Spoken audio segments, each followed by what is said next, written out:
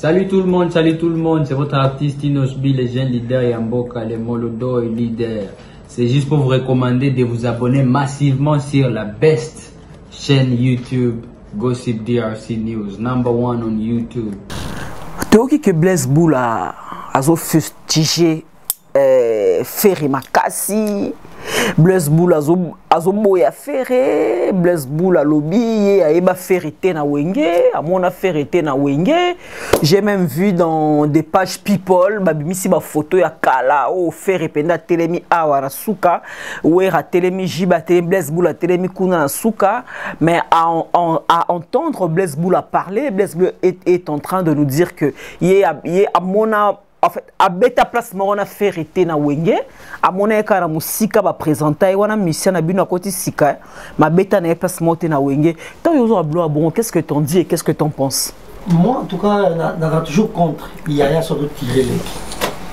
Donc pour faire les cas tirer, il y a tout bien pour lui.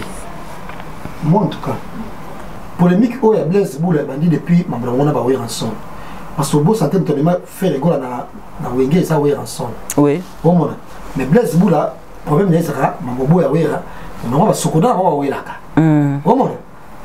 Oh, faire Awela Sokoda la Blaise Boula. Wera, na Blaise Boula, Wela, on pose va faire qui soit Sokoda. Mais, oh, ils ont ma cassi, ils ont rimé, oh, il y a Magali, fille, wana, et Nani, et Ferré à Imbelanzembo. Oh, donc, ils ont problème à Magali, oh, ils ont. C'est un peu mot entre Blaise Boula et affaire. Ils ont des dons vraiment. Moi si. Magali, Azaki, à moi président fan club, je ne sais pas comment à Paris, il y a Blaise Boula. Oui. Après ça, Blaise Boula, et Magali, quoi, ça la possibilité d'aller. Voilà, quoi, ça vient à Blaise Boula, fan club, nana. Je ne sais pas ce qui s'est passé, mais. Et moi, tant que ça, on pour ça faire un Belenzembo. Oui. À ce stade, faire un Belenzembo. Rimer, ils appellent Nzembo à une bango de personnes. Jazz Kavula comédie biso 4 musiciens à Wenge oh ba emerja 4 kara mais n'abisi no classement aux amatata jazz non jazz franchement t'es pas gentil classement au jazz à 4 personnes au jazz à tcha bino mono bo imaginer bon répondre biso pe na ba commentaire bo tangela biso 4 musiciens à Wenge ça dit so to bi Wenge ça dit Wenge nyonso kobandana Didier Masela fondé si na mwana suka Wenge et quoi ça na nyo mwana suka Wenge Sarah Solo hein pourquoi pas tout le monde appelle surprise faire égola na kati ya kati ya podium jour à concert c'est encore possible c'est encore comment demain attends la répétition même la vamos mettre les Blaise Boula comme ça à combattre bonabola qui va passer une beauté un babango la répétition interpréter bango nyos Marc Auzo qui a yepsa patron yo wana pire vient aux aranaye pesa faire égola conseil autozo ba ana plateau ezala bien mingi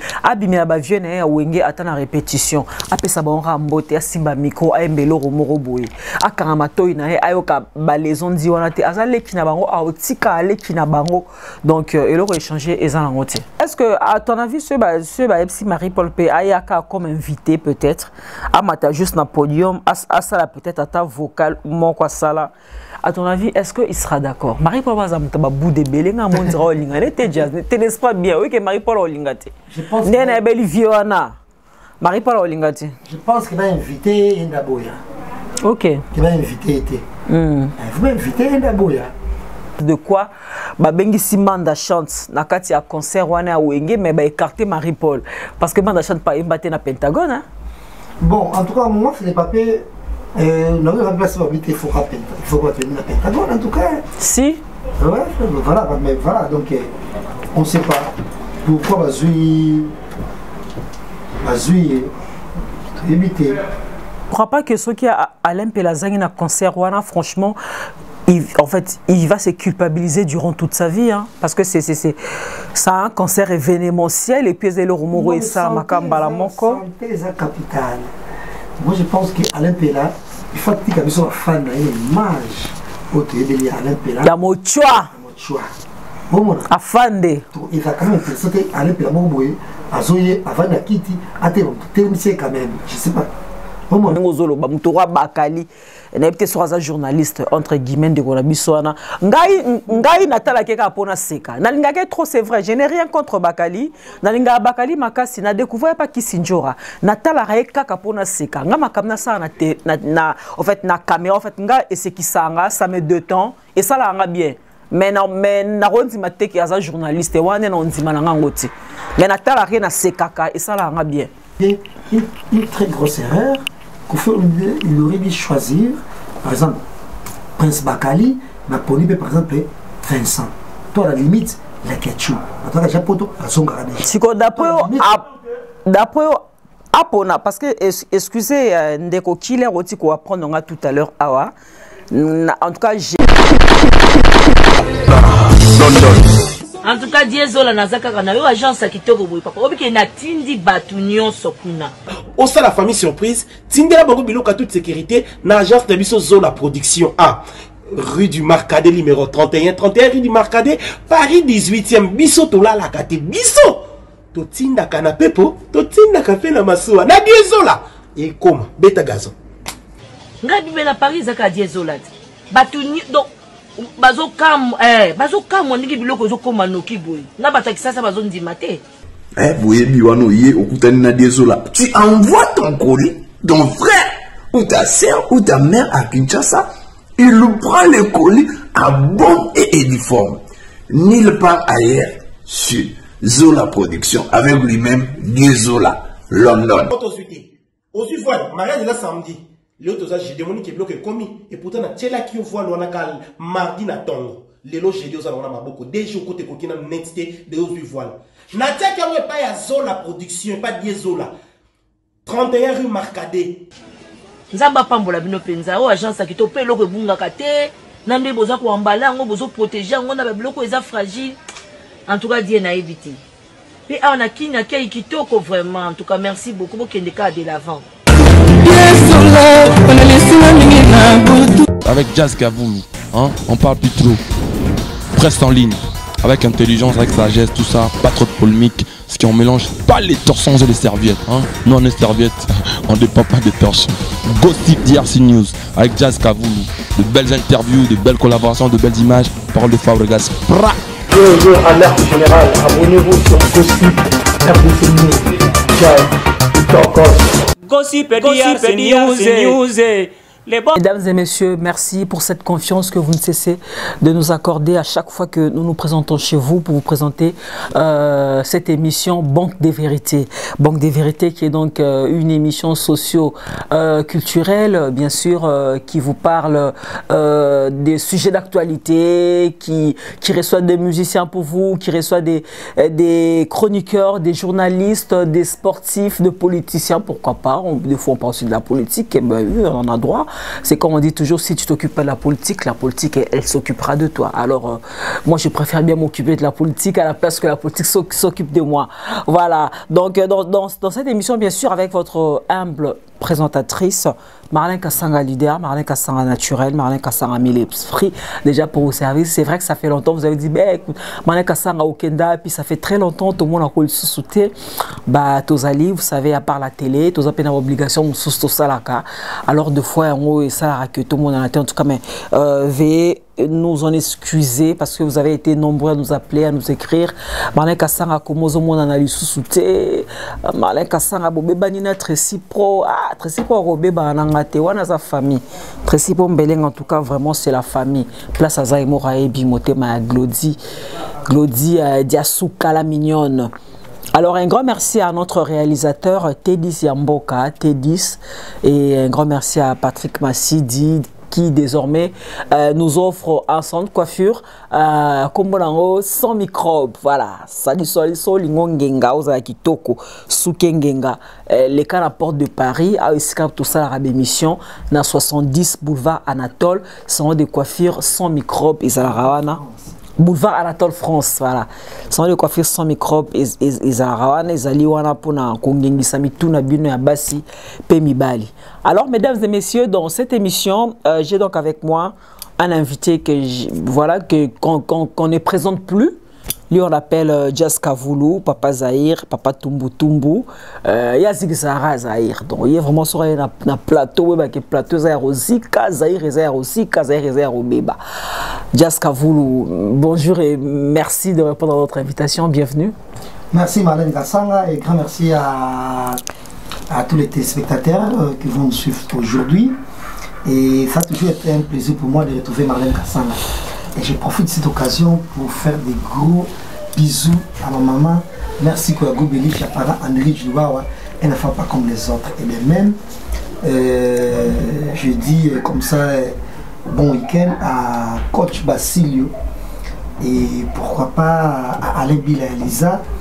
Et sans oublier, Papi Seben, la soirée n'est ok, bon à Bruxelles, c'est 18 juin. Banato à Paris, tout ça, bon à Bruxelles, la soirée Papi Seben. Il a pensé à vous aussi, Papi Seben, donc ça sera super à Bruxelles. On sera là, Papi Seben, Tinda billet à Thalys, sur réserver les bis hôtel, Toroya, Nengezala, Akara, Toya, Rosa. Il n'y a pas de souci. Pour invitation, invitation, ça dit billet, réservation hôtel. Tu vois, ils ont classe, ils ont bien organisé. Pour m'arranger, organiser, tu es au Kénarati. C'est là à faire Marlène Kassanga. Non, bien sûr. Donc, il m'aura ébi. Ça dit, François Thalys, Sora Lingipe, Kabira Peka Namutuka, to démarrer, to passer ici Bruxelles, Bisso à réserver les bis hôtel. Alors, Jazz Kavoulou, Naben Saïko Lelo, parce que ça fait couler beaucoup d'encre et salive, on en parle partout. Koffi Olomide, a commis l'État Mbo Canabiso, plus précisément le commandant suprême de la nation, Mokonzambo, a décidé qui a nommé ambassadeur et à culture Mbo Cannabis au Congo.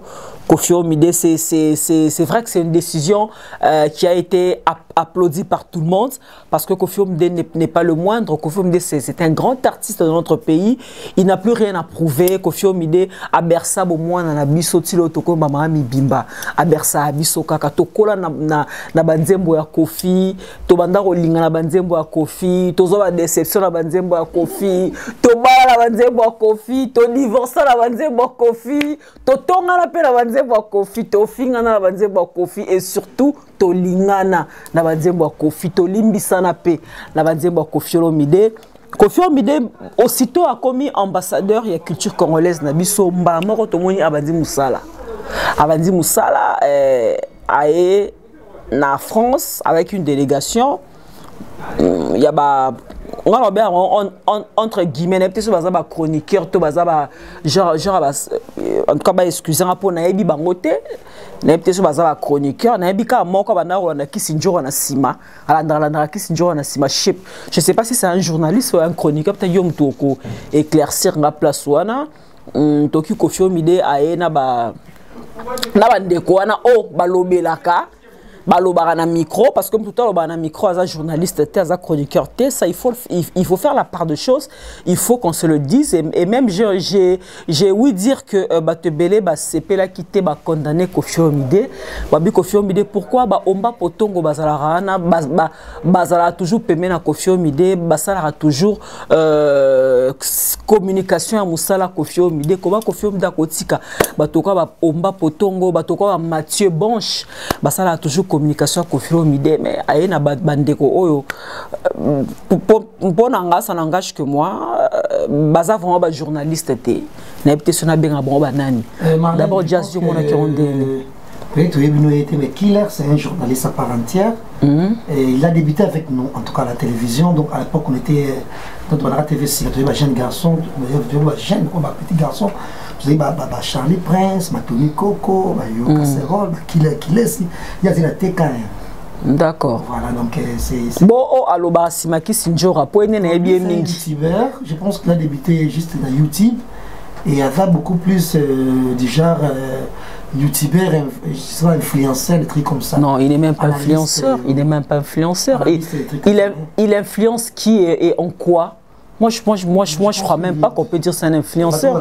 Mais bon, en fait, moi je pense en fait, si je peux ajouter un truc, parce qu'il ne faut pas tout le monde la question de Killer.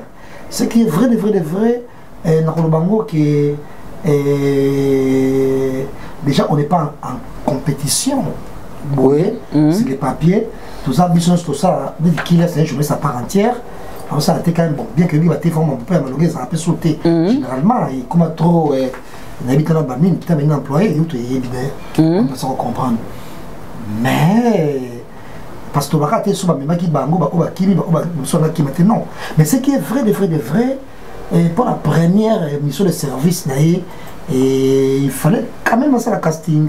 Il y a, à la limite, il y a déjà minimum vie sociale, il y a moto. Tu vois, par exemple, il y a des. Vincent Chiluzi, voyager à la Chine, Dubaï, bref, il y a une certaine possibilité là, ils sont assises. Isaac Maï. La chaîne YouTube qui génère de l'argent. Vincent Chiluzi. Et avec, entre guillemets, marié. Il a des enfants à la maison. Donc, brusquement, il y a accompagné Kofi. On doit souligner que ces journalistes étaient censés couvrir l'événement et puis mission qui a été confiée à Kofi Olomide. Et j'ajoute qu'ils ont même été payés, Kofi Olomide Foutaki Bango devant la caméra. 1500 €. 1500 €. Mais tu sais, ça n'est même pas Moussa Nabango. Hôtel payé en avance pour pauvres 11 jours. Voilà. Donc, le budget, les gens ont dépassé 100 € par jour. L'hôtel est déjà payé. Ben, mission Moïsaki, image, va couvrir image, peut-être le chef de l'État a tellement mis ça qui, pas là. Donc, voilà. Moi, je pense que c'était, sur les papiers, une très grosse erreur.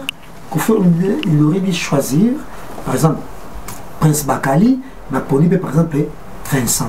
Toi, à la limite, il a ketchup.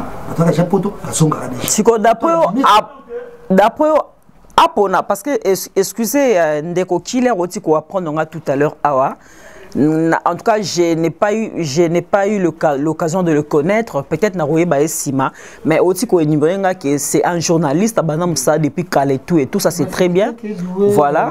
Même si la presse Bakali, Kofi Romemaye, pour quelle raison? Je pense que pour couvrir événement Nini, presse Moutoka passe Bakali à recouvrir événement et que les Kamtoro la Omba Potongo, que les Kamtoko Vincent Chiluzi. C'est qui choisit qu'on fait le média, il ne faut pas qu'on minimiser mon petit frère Prince Bakali que j'adore, mais c'est les papiers, il aurait dit qu'Opona Moutoumoko a été crédible, au Bika Koya à Kozonga.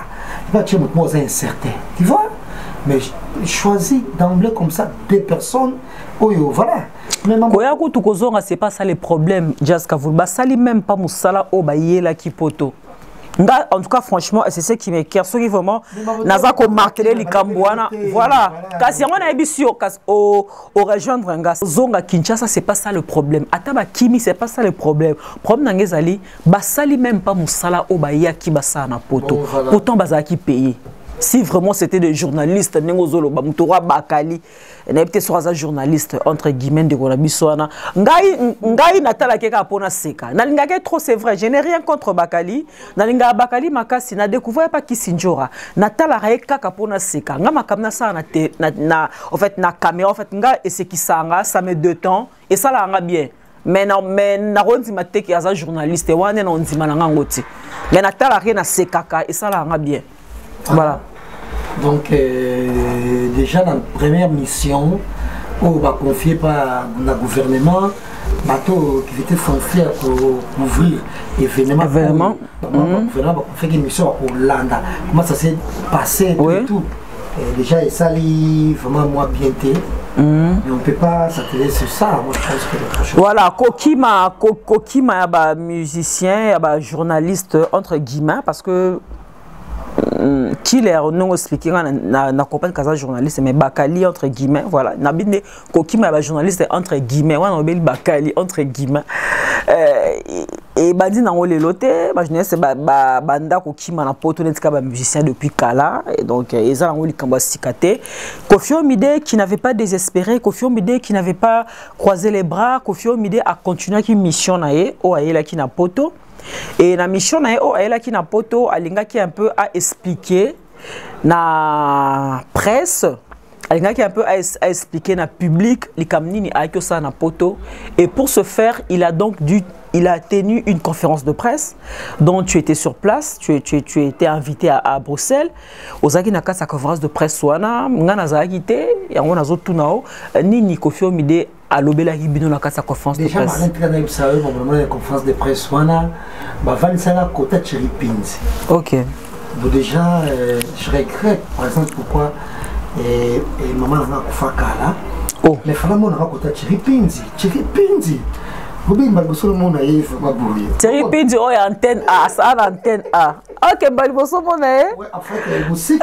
Oui, la TV voilà. Mais bon en fait avant la Cherry Pins, il y a place moko boye pour la conférence de presse. OK. Oh, franchement qui t'as fait la chair de poule quoi. Chair de poule. Voilà, donc il faut qu'on le batte. Parce que bazaba yaya auto banda ko separa bon na télévision.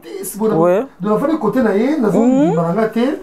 Qui est dans sa côté naïe. Franchement, moi, timide, timide quand avant de cabo. Et il fallait payer. Là, les Francis Canco n'est pas ça. OK. Oh bah Francis Canco, donc déjà l'esprit là, quand on voit Francis Canco, mais c'est inévitable quoi. Bah Marilyn Kankonde. Et Marilyn a jamais mouké à la sur la mission. Donc t'es Francis Kankonde. Marilyn a ça la mission moi chance pile. Ouais. Mais ça mission la chronique musicale. Ouais. Moi Cherry Pins devant les places moko donc voilà une gare avant awa y avant. Et puis à nous quand on va photo, pour tout cas ma photo c'était vraiment très bien Kozana bango les gars très bien. Mais sur la résumé à conférence de presse. Oui. Déjà, tout ça, quand on m'a pété, il y a Koloba, dans les qui chronométré, et puis Koffi Olomide, comme vous le savez, il y a la réponse dans Nyonso. Donc, mais quelque part, la réponse des épées belées, voilà la liste. Sur la liste, sur la liste, oui. La question est de trouver Koffi Olomide. Aux hommes, c'est l'artiste et musicien. De temps à autre, on doit bouger votre gouvernement. Le ministre de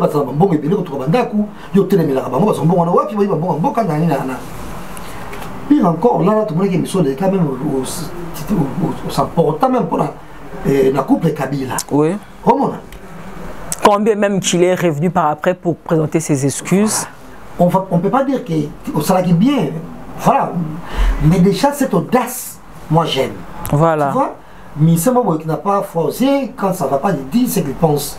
Tu vois, et donc encourage à Koffi Olomide, donc à côté, on a parce que Koffi Olomide a bougé, il a machine à voter. Voilà. Il a dit des trucs à l'époque, il bougeait quand l'élection. Je me souviens, Ezara na RTNC, l'émission m'a mis là. Voilà. À bouger à Penza, période, voilà, donc. Pour dire que c'est un grand à mon bébé. Là, on a tout qui est. Au Salarango, dans la ministre de Bosco Yomoko, aux premiers ministres de service, où yo, la Tindio, pour Oya, on a mis. Tout le monde croit que la mission de service, la délégation de l'Église, soit avec entre guillemets importante. Là, il y a. Non, du coup, il y a des placements, tout et tout. Mais on ne met pas de mais le reste, on s'en fout. Tout est budget. Est-ce que vous allez honnête et digne? C'est le budget aux Zouaki pour ça, mon bonheur soit. Zaki a combien? Zaki a combien? Du coup, il était incapable. Il y a un budget a été. Donc, tout le monde a fait le ministre de Seigneur, on va le pouvoir. C'est ça que. Non, mais c'est sur les cas. Et puis, et il y a conforme sur tout qui je ne sais pas si nous lisons moi tout qui est il soit posté poste et ministre moi par déjà culture art ou tourisme ou il y a je sais pas ministère des arts ça est-ce que à cause d'accord il y a quoi assumer poste là soit la PC poste là abagi non il faut attendre bon va foutre. Donc, il y a travaillé pour la bien population, il y a travaillé pour un salaire au foot. C'est une très grosse erreur, ma réponse à Bongo. Pas au Mokondi. En tout cas, je vais bien des signes, ma réponse à Bongo. Parce que vous êtes prostitué quand même. Et ça, on m'a beaucoup trouvé le solo. Oui. On ne peut pas dire que ça, on m'a proposé un mieux temps bon, on m'a proposé. Non, ça erreur, en tout cas. Ils ont dit parmi 2 ou 3 erreurs, parmi les erreurs, on peut la canne à mon équipe, non, on a mis fond à y encore le bon côté. Oui. Au moins, parce que vous ne pouvez pas bon, non, mais les Libanais, sous comme vous êtes combattant, ils très bien. Après, ça table ronde, filmer et l'écran direct, et les réseaux sociaux, combattant, ça débat attaqué, mais c'est pas la première fois qu'Kofi a proposé rencontre dans les combattants. À chaque fois qu'il passe à la télé, il tient toujours le même discours, mais apparemment c'est comme si les combattants de Balingaraté. Moi je pense que Balingara même pas. Moi je pense qu'ils aillent démarrer très bien. Kofi leur tend toujours la main, mais apparemment ce sont les combattants qui refusent la main de Kofi Olomide. Moi je pense qu'ils aillent démarrer très bien parce que déjà on ne peut pas se voir la face. Aujourd'hui, comédie par exemple. On peut tenir les lignes. Bon, ça, c'est net, non, déjà beaucoup, Fatih, Olive, non, Bonaboy. Mais pourquoi les Camerounais ne sont pas musiciens? Parce qu'ils sont, voilà, ce n'est pas ma casse. Mais ils oublient que les musiciens, ça peut payer l'orchestre. Il y a ces gens, laisse-moi te dire, Marlène, papa n'est pas à Koufa. En tout cas, les musiciens, je ne peux pas citer les noms, sont des malheureux, la chasse. Bien sûr, bien sûr. Ils ne peuvent pas joindre les débuts. Bon, mais on fout là-dedans à $100 la casse à vous. Mais ça, papa, mais tant papa, ça va bien. Pendant voyager, au Cameroun, au Côte d'Ivoire. Oui. Donc, musique, peut-être, ça erré. Quand tu fais ça, quand tu dis, on aussi va beaucoup belé, de mon que nous a bien.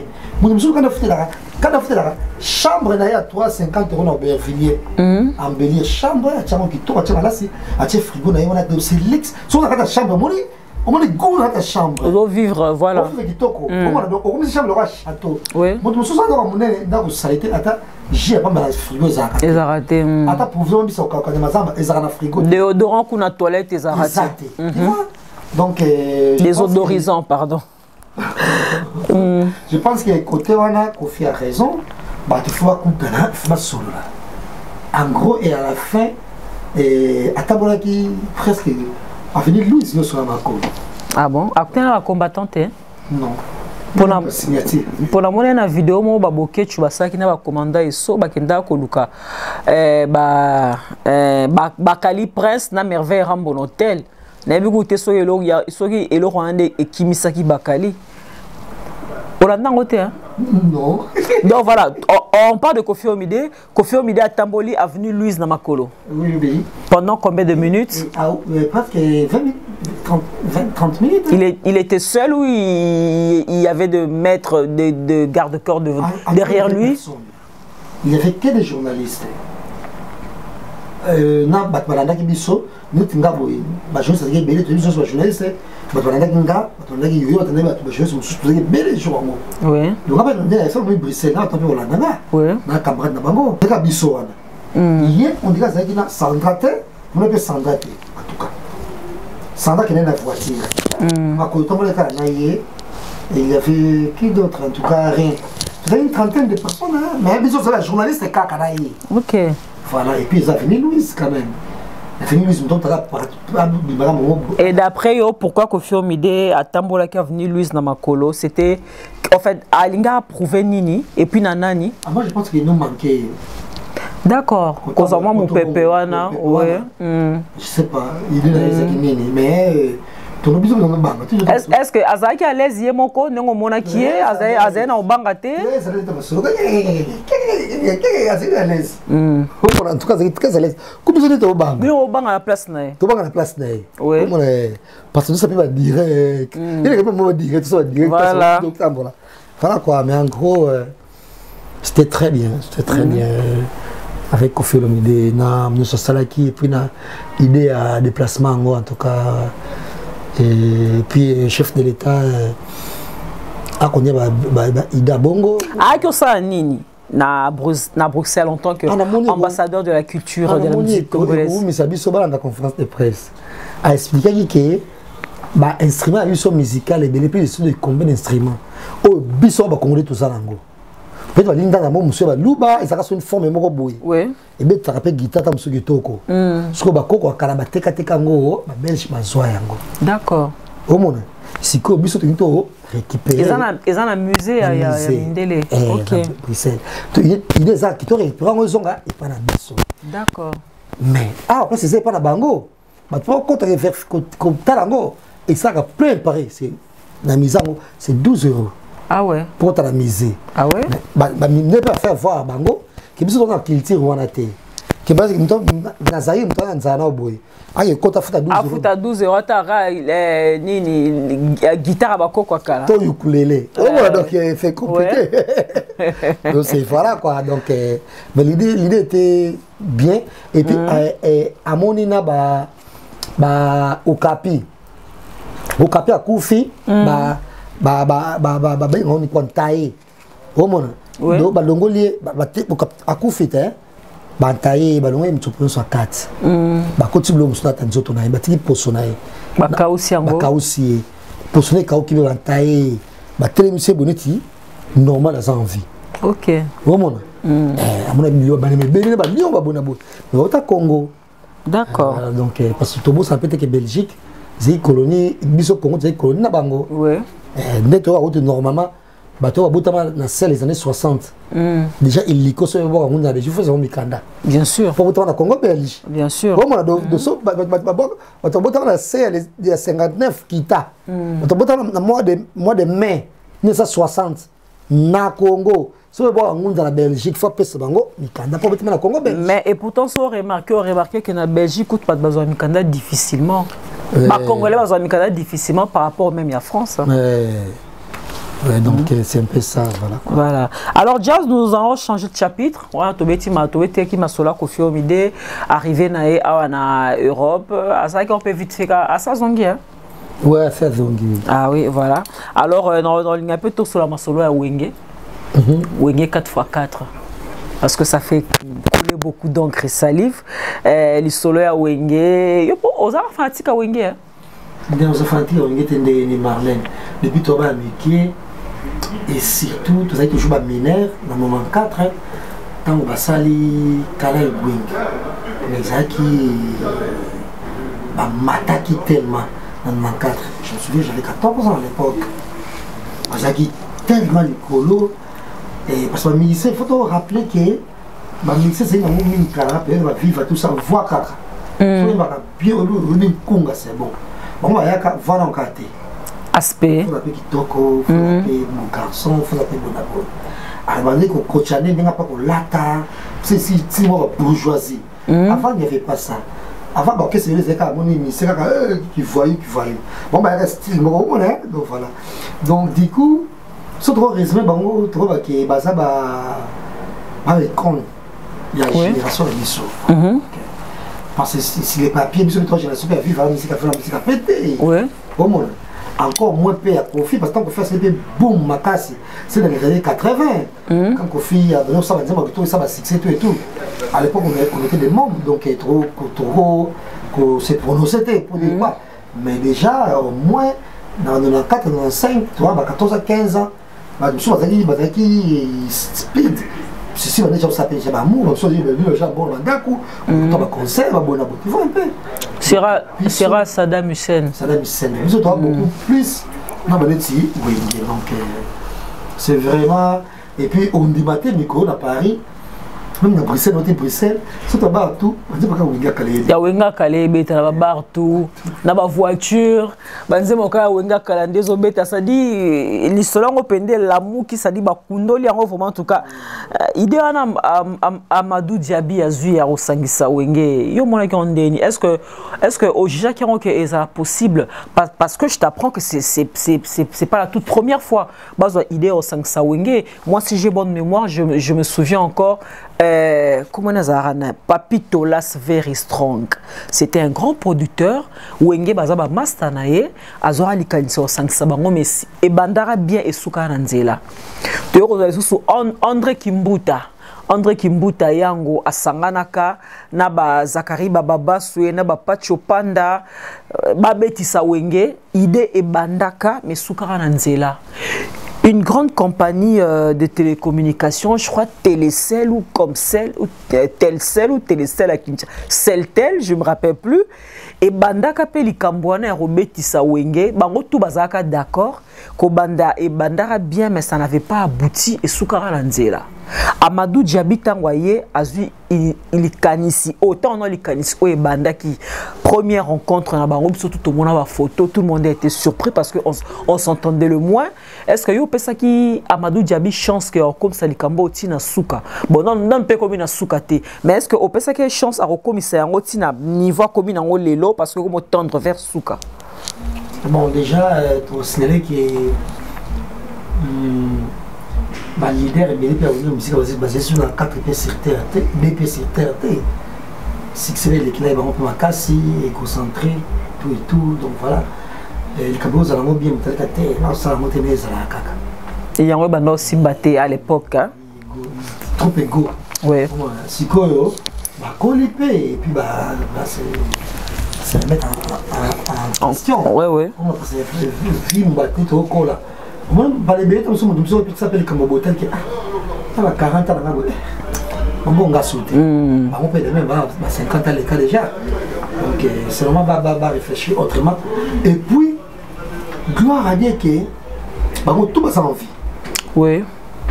Obi qui le corona il qui n'a ma casse. Là où il est tout va s'en vie. Bato baloba ke bon ko akufa Aimé Kombo mais Aimé Kombo akufa parce que à sa longueur déjà wenge kala akomara ne frère en Christ c'est-à-dire akufa na ki frère en Christ akufa na ki wenge te pe longueur wenge kala Aimé Kombo mais en tout cas si on peut se dire baron nyonso bazanvi bazanvi et puis à l'époque oh ba malade comme qui ba bona ba covid et bobi ba artiste musicien peu belé les bango ça toujours en vie et puis bonne santé tu vois donc il a quitté à quel point ça m'a dit baron mingi donc ni ba sangani bongo qui m'a envie j'ai bien il y en a au sein de salon et il est très bien en tout cas donc on croise les doigts les 30 jours c'est que ça va donner en tout cas les 30 jeux mais voilà en fait mon amutu azo jugé choix Amadou Diaby na ndenge nae misu ba sepete na choix Amadou Diaby parce qu'en fait Amadou Diaby a poni wenge o ya Pentagone tu vois à se concentrer vraiment na wenge o c'est-à-dire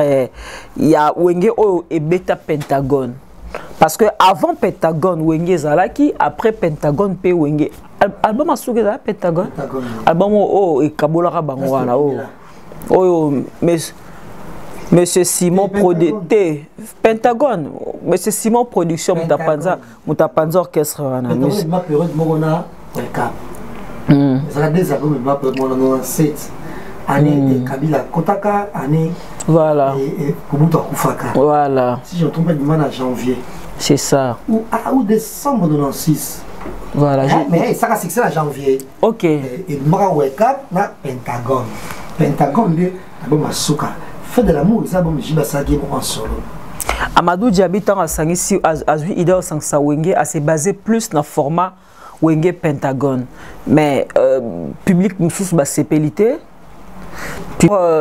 mususu ba sepelité na choix ya parce que biso moni biso toza la voix de son voix biso to kana balabala to memeli bino awa na télévision pour que ba ba kite ba yeba alors batumsu ba sepelité na choix na Amadou Diaby a sali le grand producteur que je salue parce que Amadou Diaby voilà monsieur Amadou Diaby a se basé mingi na format wenge Pentagone c'est-à-dire quand on dit format wenge Pentagone nous voyons Marie-Paul azo briller na absence nae arati ya makambo wana parce que l'époque Pentagone Marie-Paul déjà la wenge Empire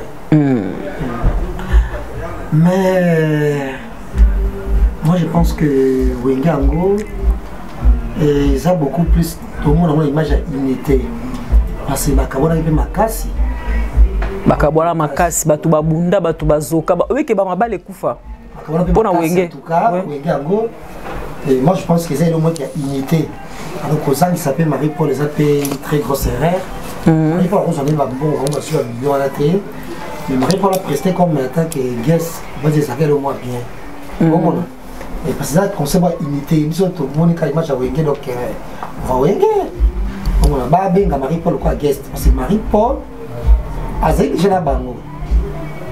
Mais tout sur la pembe. Marie-Paul n'était pas si bobo que ça par rapport à l'image de Luka. Na wengine la bonde toka d'après de toka ba soupçon. Ba préféraka Adolphe, la place il y a Marie-Paul. Pourquoi on va préférer Adolphe na place à Marie-Paul? Physiquement voilà. Adolphe faisait wenge au bazol profil, il avait le profil de Luka. Voilà. Au monde. Le profil parfait quoi. Parfait, il a carré les charges de basé là-bas. Oui. Mais Marie-Paul, il avait juste, vous allez voir, et puis là, je sais pas, le reste, mais il n'avait pas. Aspect vraiment, ils ont quitté. Il ça Marie-Paul là, Adolphe. Adolphe Dominguez. Ils sont venus quoi, après tant d'années, on dit, ça a toujours été le mot. Attends, c'est vraiment parce que ça, il ne faut pas s'y voir la face.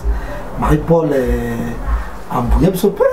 En tout cas, genre la musique, la façon dont ça m'a cambo. Achape Wenge Panzi Likolo, à l'époque, elle paraît Bima qui et Chape na Wenge 4x4 un peu Panzi Likolo, ça il faut qu'on la voit. Oui, parce que déjà Wenge, Bango, parce que toujours la physique, il y a pas. Il y a qu'on soit fédé. Il y a BCBG quoi. Ouais.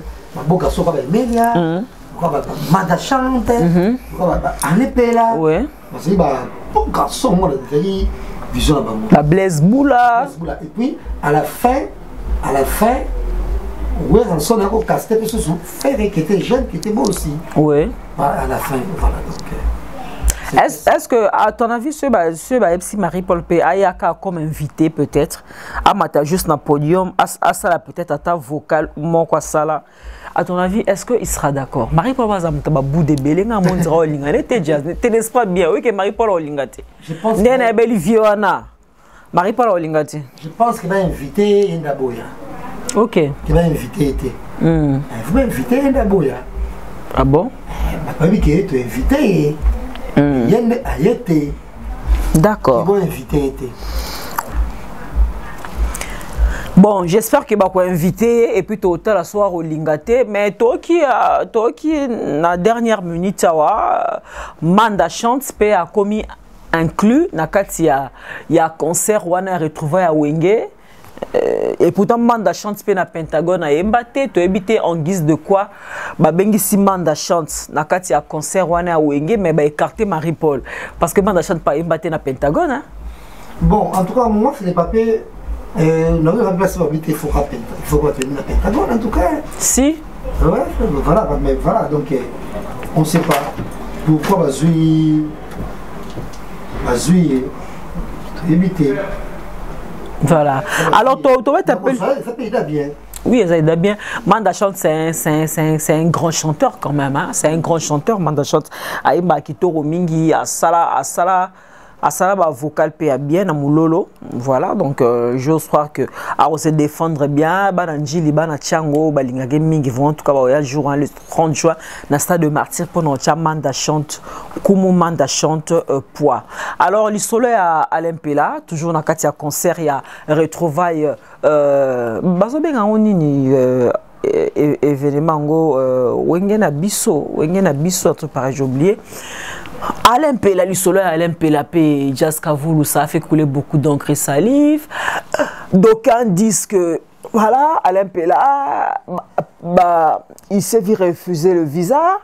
Naba kondia DGM, Pona, ma famille Zagi Nakati, les Kinaye Gisèle Pela, Botana Mokonzi, alors moi ça Mokonzi, a pesi ordre, Alain Pela a visa yate, Missou Balobi, Alain Pela il est vraiment malade, il est sérieusement malade, a un traitement, na moko a la rabadialyse 3 fois par semaine, ils ont 5 teke à Kita Congo de sitôt, yo kagini na Rambouana.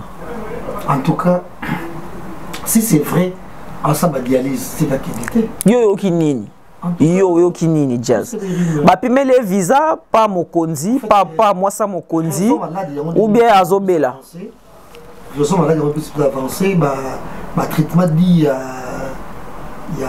dialyse. Ah ouais. Dialyse, c'était parce que dialyse ça on a un problème à rein si je me trompe pas. Dialyse. Maintenant on a un problème à rein. Voilà. Mais il y a un problème à rein. Il y a un problème, il y a diabète. la sucre bon entre guillemets d'après ma rivière diabète oyo ya munene oyo comme ça tout munene wana oyo za faut que ba kozoka voilà moi modèle ya diabète wana donc non de côté que Alain Pela pour la dialyse mingi ça ba to pour ba rein ba camion ba rein on doit savoir dialyse à moins que je s'est trompé bah ça n'a jamais montré la diabète dialyse quand même bon ben Alain Pela ça qui dialyse 3 fois par semaine lundi mercredi vendredi ça je sais pas peut-être je sais pas mais est-ce que cocaïne était mingi raison de santé raison de santé et ça on va spéculation tel que moi ça me konza pi mais les visas c'est sur la raison de santé pour te dire pas 4 jours avant concert à Roya quand même ouais 2 jours avant concert au Kaki santé ça a pris absolument tu vas faire quoi pour prouver qui et puis Alain Pela il y a une image moya propriété une image moya bourgeoisie une image moya je sais pas ben mon sous imposé va miquer une image moya bien-être voilà je pense que ça serait pas intéressant de au monde Alain Pela quand même avec un air fatigué ou figé voilà. Mais tu ne crois pas que ceux qui a Alain Pela un concert franchement en fait, il va se culpabiliser durant toute sa vie, hein, parce que c'est ça un cancer événementiel et puis c'est le rumoro et ça makambala moko. Santé c'est capital. Moi je pense que Alain Pela, il faut que tu sois fan de l'image au télé Alain Pela. La mochoa. Bon afande. Il va quand même c'était Alain Pela moboye azoye avant la kitty à terminer quand même, je sais pas. Bon ça m'a intéressé l'image à bon. Toi, avec le podium, toi, c'est coulé la podium. Des trucs comme ça. Concert, ils ont maquillé. Et puis c'était des martyrs. Ils sont pas fait néné. Comment dit comme toi, on maquillé là, bon, dans la convalescence. À supporter en gros. Et. Batawingi Motik, après, on peut se bon. Mais voilà. Tu dis, tu vas soulever mon père, il est belé. Donc, si on a paquet, on peut se faire un écart, ça va aller. Et prochainement, ceux qui n'ont pas au bicanaï, rien n'est normalement. Voilà, mais non, qui n'est pas ça qu'à c'est que ça va tout le monde a gagné. Fan ya lepia bango ba loba ana fila c'est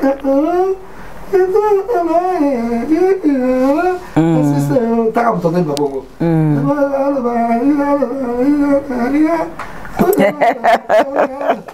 Jazo Voini voilà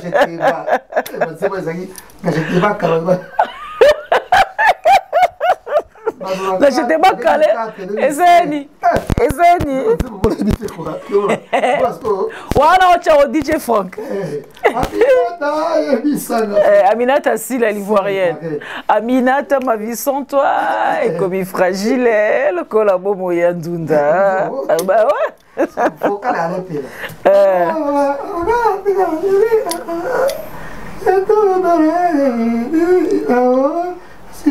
La Suisse, tu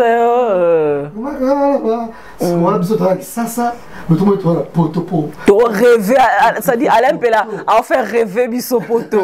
Hein? Ouais, mais peut-être c'est toi le jeune garçon. Ça rappelle cher aussi, mais nous m'avons pratiquement maïmi. Au thème d'un comptoir. Ma téléphone de Zeka est Boumaka. Jazo, quoi, ta vie? Jazo, la vie, Jazo. Voilà, bon, tu as comme moi mesure dans mon whisky. Nous pays là bas local. Nous sommes là prémisse là déjà 6 ans encore. Vous avez tout traité ouais. Moi j'ai ça c'est la salle petit mot, j'ai ça comme mot type. Ça va cuire dans ma salle là ici. Alors les garçons prémisse dans mon tout un herbe sauvage et quoi ils sont là non c'est déjà cher. Mais là il y a donc voilà, donc si je comprends bien, Jaska vous la petit concerne Alain Pela, la santé n'a pas de prix, la santé n'a pas de prix, en tout cas vaut mieux que tout. Azala envie, mais n'a pas auto à bétiner concerté. Au lieu que à de Kinshasa, ceux qui voyagent, wana to concert wana. Et qu'on en a des répercussions sur sa santé, moi je pense que ça ne vaut pas la peine à Kende. Mais tout ça un peu fort que le coup à à Bruxelles. Tout ça vraiment tout est fort. Léon Mwamba. En tout cas, Léon Mwamba et début soto kutana Alain Pela Mochoa fan de na Bruxelles. Yemoro aso na biso. Qu'est-ce qu'il en pense? Quand il m'a des Bundes, il peut faire des soto kutana Alain Pela et na Fanny Miyake. Voilà, alors, tu as ma solo à Wenge, ma solo à concert à Wenge, parce que moi, spéculation, mingi bimi na kat, si moi, polémique, pe bimi na kat, c'est pour ta polémique, oh, Amadou Diaby, kouta nero linga polémique et zalate. Mais polémique et kara, bon, on est à Wenge, Wenge, robo ya polémique, hein. Wenge a to moi polémique, c'est-à-dire, simba te po ebi makara. Tu que Blaise Boula a fustigé Ferry Makassi, Blaise Boula azo moya Ferré, Blaise Boula lobby a eba ferité na Wenge, a mon ferité na Wenge. J'ai même vu dans des pages People, babimisi ba photo ya kala o Ferré penda telemi awara suka, ouera telemi jiba telemi Blaise Boula telemi kuna na suka, mais à entendre Blaise Boula parler, Blaise Boula est en train de nous dire que yé a mona en fait, à beta place morona ferité na Wenge, à mon écart musika va présenter, wana mission na bino côté sika, ma beta na place monte na Wenge. Toi yozo a bloa bon, qu'est-ce que t'en dis et qu'est-ce que t'en penses? Moi en tout cas, n'a toujours contre Yaya sur de tirer les. Donc pour faire les cas tirer à te bien pour lui. Moi en tout cas, si pour ta caténet comme je suis là, de nabo. Jour mon côté na koyaka. Na tiré jeune journaliste moi pour la télévision dans ça la moitié. Dans ça la moitié. On peut faire tirer dans trois générations là. Ou soit Yaya. Bon en fait bien dans quand même à l'aise na Yaya. Ouais. Au moins peut-être pas bien même pour lui tirer Yaya. Les qui n'ont pas raté. Parce que Eko Kitty ça va te discréditer ouais. Moi je pense que Blaise Boula tout le monde mingi nous t'aimons beaucoup en tout cas.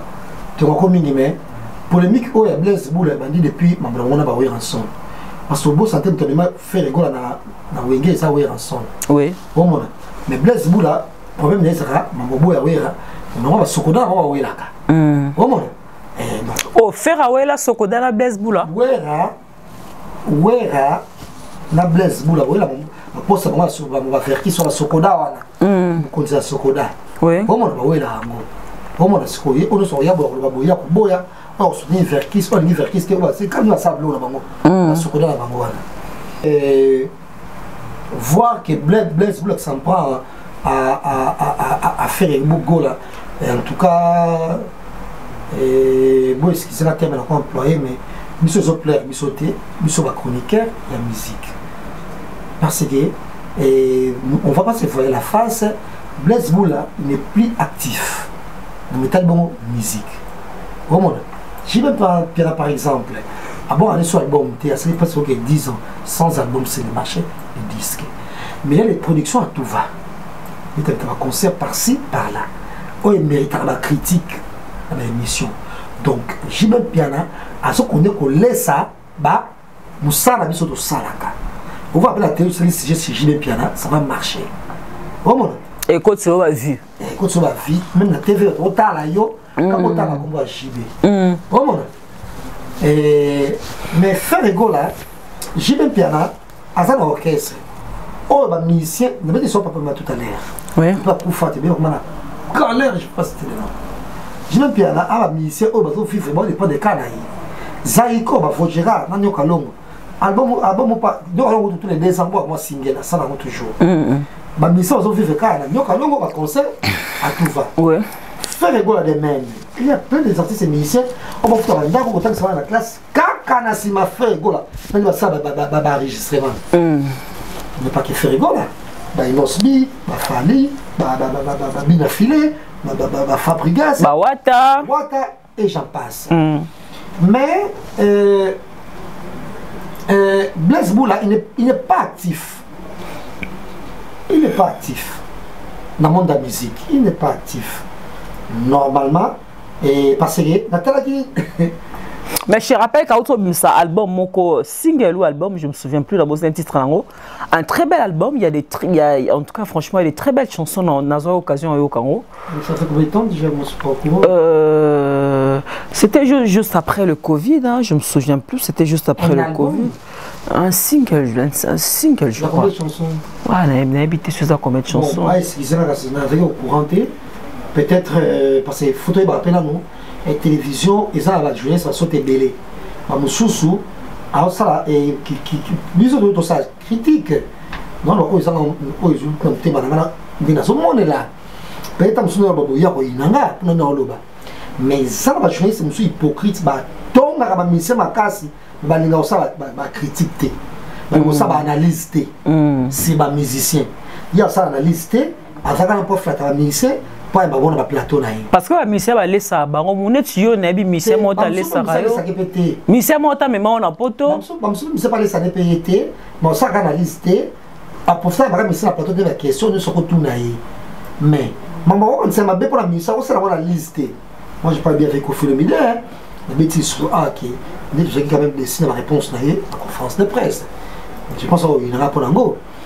Et Héritier Watanabe, c'est l'un des seuls à critique, par exemple. Tu peux critiquer, Fabrica, c'est de même. Pour critiquer, il y en a eu. Mais ce sont comme critique. Sur ma joueuse, je me suis dit, ça la peut critiquer. Mais on a YouTube, on s'en critique. En parlant avec un journaliste, tu ne crois pas que le torchon qui brûle entre Blaise Boula et Ferregola et allait engendrer car par Bisso, chroniqueur? Non, je ne pense pas. Parce que Bisso peut être aux amakas pour nous sa moto. Non, je ne pense pas parce que tout à propos les tenir. Mais, or, par rimer, ça peut belé entre guillemets. Parce que sinon, par rimer, peut tant faire Zoya, dans une musique à Maison Mère. Il se murmure qu'à l'époque, Blaise Boula n'était pas au point. Il n'était pas au point. Rimer et ça qui a un problème à dictionnaire. À cette époque-là, parce que nous, il y a des potes, on a des jeunes garçons, moi qui délinquance tout et tout, et puis comme il dit, coup addict. Et puis, voilà, donc, il y a un sous-côté par la frère, c'est normalement on a fait vérité, parce que déjà, à l'époque, ils étaient sous effet. Il y avait l'illicité qu'on a consommé à l'époque. Mais, Tobo, ça l'a pété. Il y a Blaise Boula. Ah, moi, comment se dit, on est brickmaker, je sais pas moi, Ezanine. Ça, c'est bref, la studio, l'enregistrement, ça, on est ok. Voilà. Ce moi, là, à Coupérana, mais c'est mon mission, on va y avoir vérité. Ils sont dans sa musique, il y a une délai. Bon, ce moi, est-ce qu'il y a des brickmakers, donc fétiche, il y a musicien. Et Yango, il y a Blaise Boula. Il est fait à tirer à faire pour satisfaire ego le musicien. Mais, et conférer notre côté. Idango, puis na Sawango. Nava qu'on veut quitter. Parce que yo moi la poto, la poto, soit tout le monde vient la poto. On sait les cours qui y a sur la mais qui sont là moi. Alors quand pour la mission encore. On cherche vraiment pour foutre de salaire. Alors faut salaire sur un accord comme ce studio. À ça va break on se va venir moi à éviter. Bon ça tenait pas debout. Mais rimer oh ils ont ma casse et ça rimer oh il y a Magali fille wana et nani et faire à Imbela Nzembo. Oh, donc ils ont problème à Magali oh ils ont c'est un peu mot entre Blaise Boula et Ferré. Ils ont des problèmes à moi si Magali Azaki a même président fan que je ne sais pas comment à Paris il y a Blaise Boula. Oui. Après ça Blaise Boula et Magali quoi ça la possibilité d'aller voilà quoi ça bien Blaise Boula ça fan club d'année nana. Je ne sais pas ce qui s'est passé, mais moi, à Tambo, ça fait rien, Belenzembo. Oui. À ce stade, fait rien, Belenzembo. Rimer, ils appellent Nzembo à une banque de personnes. Et Plaisaka, quand on a été fait, Nzembo, moi encore. Et Plaisaka, on a été Magalité? Et quand Magali, j'en passe. D'accord. Et Blaise Boula est allé dire à la dame, je ne montais pas en bas ou des trucs comme ça. On m'a ramené au moment qui n'est pas mon tour, vous savez faire répéter déjà. C'est ça quand les gens l'ont. Ah, baba, tu vois, JB. Cheta, voilà, ce qu'on a comme cheta, voilà, allons Jésus de. Faire soit quand il est au lino. Ça dit, allons appeler Jésus de nuances, motoyambo, voilà, soit là, longa cheta. Faire rigola. Moi, je pense qu'Atik a fait rigola tranquille, en tout cas, ça va pas. Nous, on va tolérer, en tout cas, nous aïe. Et quand on ouvre la porte, aux gens les gens te respectent. Et c'est pas gentil en tout cas pour s'en prendre en tout cas boyka inutilement vraiment c'est quoi mon accueil musical quand vous oyez c'est bien problème les athées mais la minute ce plutôt tant à la wenge musique na clan wenge 4 personnes oh bah émerger oh bah réussir vina bango na musique tant à 4 personnes on les a bana oh jazz autant à télé pour déjà 4 personnes mais bon combien là attend na cahier comme ça on attend hein style ça t'es yo comment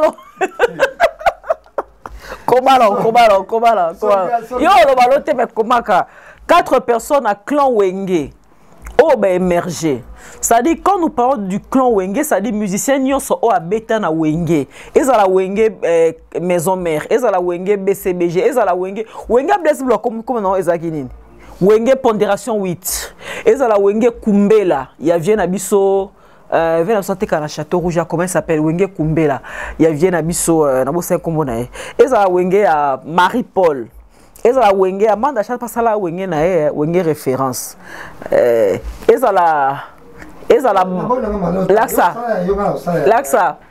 t'es Laxa non t'as la télé t'es Laxa non t'as la télé je te promets ah mais franchement non je te promets non t'as la télé je pense qu'il fait n'est pas non t'as la télé baba bon ben à la émission ouais papier on a quelle onda ouais bon moni non c'est-à-dire Jazz Kavula Komeli biso 4 musiciens à Wenge oh bah émerja 4 kara mais si nos classements aux amatata jazz non jazz franchement t'es pas gentil classement au jazz à 4 personnes au jazz à tcha bino mono bo imaginer bon répondre biso pe na ba commentaire bo tangela biso 4 musiciens à Wenge ça dit surtout bi Wenge ça dit Wenge nyonso ko bandana Didier Masela fondé ti na mwana suka Wenge ekoza na nyo mwana suka Wenge Sarah Solo hein toi ta Sarah Solo c'est pas parce donc comme on a Didier Masela le fondé si atteint ba Sarah Solo en passant par Fabregas Déplique tout nyonso boyebi ke ba beta na orchestre comme na ngo Wenge ce que botana sera 4 musiciens au émergent botana atana ba commentaire pour Mamou Jazz à combien je reviens prochainement na carnet oh na kena onda continuer faire bon pour faire plaisir voilà mais surtout son appel la idéologie faire à ça qui est un mot grave joue ba musicien ba lekena ka variété joue ba musicien ni ba lekena ka variété ba musicien Wenge ba Adolphe ba JB qu'est-ce qu'il a fait oui na Bovan yo linga faire ya akita plateau alors pesa ba kulutu mbote est-ce qu'il était à Kinshasa d'abord Aïba Bomako, la mytho n'a pas dynastie Zobeta boy. Comment la mytho n'a dynastie Zobeta n'a pas volé la fenêtre. Quand tu dis Aya Koiba Bomako, mais quand même expliciter. C'est une dynastie qui tourne. Alors pas ça va m'emboter. Il faut qu'il t'en a plateau de Miwana. Alors pas ça va m'emboter. Ouais. Encourager Bango. Fais quoi là? Osa comme ça t'as n'a Bamana c'est bien fouana na noté. Toba champagne. Toba champagne ba cadeau. Oui. Il faut savoir beaucoup tout toba champagne toba cadeau ba bonaboy. Au quitte na plateau wana. Au pesi ba vient na yo. Oui, c'est une idée. C'est une bonne idée. Au pamboli bango en fait. Au bénir bango ouais. Yo ko imita ba fa nyonso. Obi maile tika nanu. En tout cas kawi ko fete ko pesa sur la motamo muke. O imiter Adolphe, o imiter Desboula, o imiter tout le monde. O zo fa bango tout yendo kei tika tika baluko kei. Comment il y a que ça là bien il y a ça là bien fait le Kouana il y a ça là très bien sur le Kendaka moi je pense que comment on appelle dans ZP ça appelle la sensité pour finalement mon jour au fin faut passer ma cercueil là yo ça dans il faut c'est moi qui des tu au côté du boulot ndama oui comment des fois il faut vraiment certaine humilité. Surtout devant Bakuluto. En tout cas, pas sur un fait, en tout cas, bref, on n'a pas compris ce qui s'est passé. Bon, peut-être Ferré aussi, il était un peu réservé, il était un peu réticent parce que Abandepe Kobang Andeni Bandepe ba Yambela na plateau pas Bakuluto na. Au même cause de projet, ça j'ai bien raté. J'ai bien un projet, celui qui est venu avec le projet. Une de mes camarades, j'ai bien encore le projet. Une de mes camarades, Marcel Nabo fait des maintenant Bandeko. Bon, Emilia, Congo. Où est Ranson n'a fait en bon terme? En bon terme, de nos jours. Au Canada déjà. Au Canada déjà, on a encore fait entre guillemets pour bien gagner. C'est toujours vrai. D'accord. Ok. Donc, bref, et ça c'est la famille. Donc, il fallait qu'il y ait des amours, ça photo souvenir. Parce qu'après le concert, on ne sait pas ce qui va arriver. Bien sûr. Tout le monde a décembre. Tant que nous sommes arrêtés, bien sûr. Ça fait un souvenir, il y a des cas là, photo.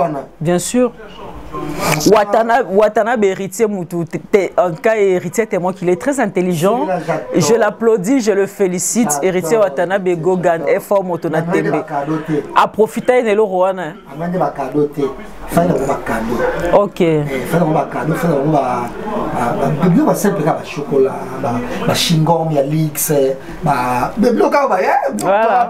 Voilà. Voilà, chambre. Oui. À ta fleur, c'est symbolique. Fleur. Voilà. Mais en tout cas, geste héritier Watanabe, vraiment, c'était applaudi par tout le monde. Même Amadou Diaby, le producteur ACP, là, qui n'a pas Makassi, on a parlé avec lui au téléphone. Il avait vraiment aimé le geste qu'héritier Watanabe avait fait. Qu'on s'est déplacé, bongo, koya, et pas à Kofa, dans la génération. Bien sûr. Maman, tu as une émission. Alors, c'est une photo là, il y a l'homme qui a été. Comment et vous avez l'homme maquillage. Comment c'est là bien. Tu vois un peu. Bam, soit à la longue. Ma mission c'est que personne peut jouer faire et l'état qui n'a dit. Soit au Koufa, soit au Babangote, moi parce que qui est-ce qu'il y a papa mais comme ça on est là tout. Bon mon est voilà. Vous avez la bango mais c'est vrai on ça oui mais vraiment. Il a fait un truc. Vraiment. Et puis, héritier, il est tellement malin, moi je dirais, qui s'est attiré la sympathie et de JB Piana et de Eroson. Tu sais, c'est pas facile, musicien, à s'attirer sympathie. Il y a JB Nawera à la fois. C'est pas facile, hein. Mais héritier Salango.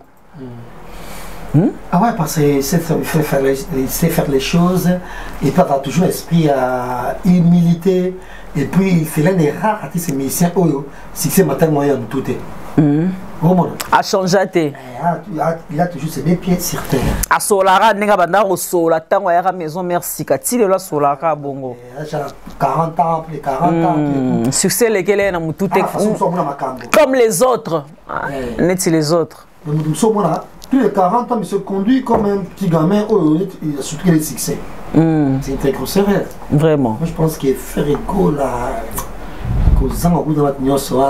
A raté occasion. Peut-être à récupérer un mot. Ouais. Pourquoi pas tout le monde appelle surprise faire rigolo à Nakati?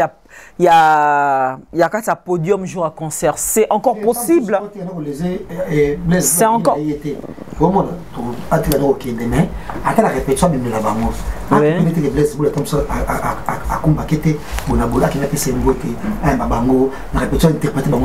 Marc Aouzo qui a sa patronne on a pire vient aux aranae peut ça faire rigolo à conseil autozoba à plateau et ça la bien mingi abimela ba vienne wenge atana répétition après ça bon rambote a simba micro a mbelo romoro boy a karamato ina ayoka balaison di wana te azale kina bango a otika ale kina bango donc et le échanger et en entier. L'humilité précède la gloire. Jaska Voulou, nous sommes arrivés à la fin de cette émission. En tout cas, un grand merci à toi, Jaska Voulou. À chaque fois que Olinga toujours reprendre l'invitation à Bisso, d'habitude que tous ceux bataillons CPLI parce que Ozara n'a pas analyse moko vraiment très réfléchi. En tout cas, bah Festako Makasi. Peut-être un dernier message pour toi Kabwana. Avant la personne dernier message, permettre à la personne beauté. Vraiment, en tout cas, n'a pas eu bangana. On peut ça de Napoli Loupemba. Voilà, oui bien. Viens dans le Château Rouge. de Napoli Lupemba mutama solo donc ye pena solo so nango besoin Luka de Napoli Lupemba j'ai la Château Rouge azara mingi kota Diego musique voilà de Napoli Lupemba mon vieux je te salue Osé Mono les grands ingénieurs mon ami Jazz Kavulo Lingaraye yote Osé Mono les grands ingénieurs alors nous profitons de cette occasion pour souhaiter un joyeux anniversaire d'abord à mon grand frère Jean-Paul Toto Kassanga Sachi, mon frère aîné, n'a souhaité ma joyeux anniversaire et aussi n'a souhaité ma joyeux anniversaire. Il est vraiment Azara fanatique qui a Jazz Kavulu. Elle c'est ma copine, amie d'enfance de la place Moko. Azara à Londres, comme on a eu Daddy Samba. Daddy Samba qui a fêté son anniversaire, c'était le week-end dernier, Jazz. Oui, c'est nous. Ouais, je peux que souhaiter bon anniversaire à Daddy Samba. Et happy birthday to you. Et faites ça bien. Et mon souhait que tu sois erré. C'est un nom. C'est une femme. C'est une femme. Daddy, une femme. Daddy Samba. Voilà, mon souhait que tu sois heureuse. Et beaucoup de bonheur, santé, prospérité. Et en ces jours qui va marquer ton anniversaire.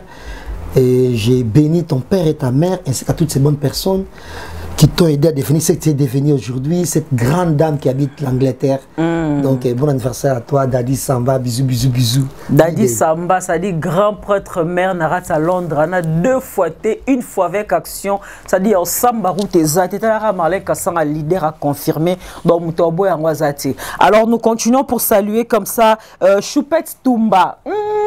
Ma copine Choupette Toumba, Nakati à Suède, en tout cas, influenceuse, Moro Nene, à Sarah Babylone, Facebook, Choupette Toumba, je te fais des gros bisous. Tous sont à Londres. Moi, ce qu'on a moni Popol et Mola. Mola, Popol, Mola. Un grand merci à toi. Toujours à Londres, je salue Cynthia Mukando, ma petite soeur propre, chérie et privée. Ça dit, moi, soit à Salaina 4 Fossettes, Namata, ma Cynthia Mukando. Des gros bisous à toi, ma chérie.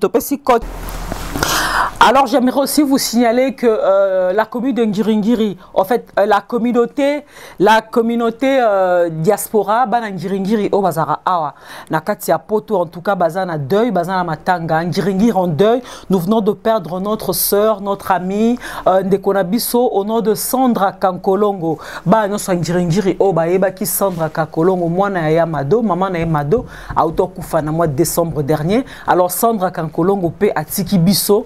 Alors, bana Ngiringiri, boebinde tous à la famille, tous un peu tous s'organiser pour que obsèques yande konabiso Sandra Kakolongo et les cas dans de très bonnes conditions. Toutes mes condoléances na famille nyonso Ngiringiri au tous la bino ensemble dans un groupe WhatsApp Sandra Kankolongo. Je crois que le programme du funéraire Boroye Bango Kalamingité au PAEBA quitté au Yebi au Lingos plus d'informations sur Matanga et Sandra Kankolongo. Benga biso un numéro émission na biso ezana. Peut-être que nous allons vous donner de plus amples détails concernant le programme des obsèques de notre sœur Sandra Kankolongo, que son âme repose en paix. Et c'est par là que j'ai dit un grand merci à Jazz Kavulu Nazonge le sous pour te dire un grand merci. Les temps pour l'appeler Sambote dans un restaurant Maman Limbondo en Turquie. Ça dit restaurant Maman Limbondo na Turquie, Nadine Kay, ça dit moi c'est qui tôt, ça dit moi so azana ba projet moro ya vina ngai ko Nadine Kay ça niveau to tonyo niveau na CPL na ba projet na yo oronzi matin Nadine Kay vrai chéri grand prêtre mère moi c'est merci beaucoup Jazz. Merci Marlène Kassanga, grand merci également à T10, bientôt c'est dimanche l'inauguration et à salon sans microbes avec Patrick Massidi donc et je salue tout le monde qui tient ça partout donc j'oublie pas Tchéké, merci Belé et puis c'est 21 mai soirée 24 communes avec beaucoup de tampongo dans Noisy-le-Sec. D'accord. Après le 21 mai, parce que été bandi, soirée bandi. Soirée, c'est le 28 mai, quand on Noisy-le-Sec, avec notre sœur Feza, elle a soirée couleur, tendance, bongo.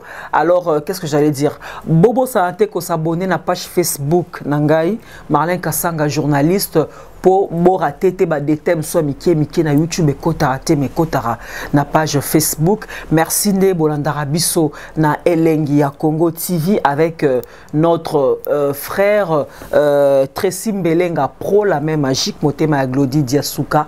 En tout cas, c'est par ici que nous mettons un point final déjà dans cette émission. Je vous dis encore un grand merci de nous avoir suivis. On se retrouve très prochainement avec un autre invité. D'ici là, portez-vous bien, prenez soin de vous car la vie est très courte. Au revoir. Salut tout le monde, c'est votre artiste Inosbi, le jeune leader Yamboka, le Molodo et leader. C'est juste pour vous recommander de vous abonner massivement sur la best chaîne YouTube, Gossip DRC News, #1 on YouTube.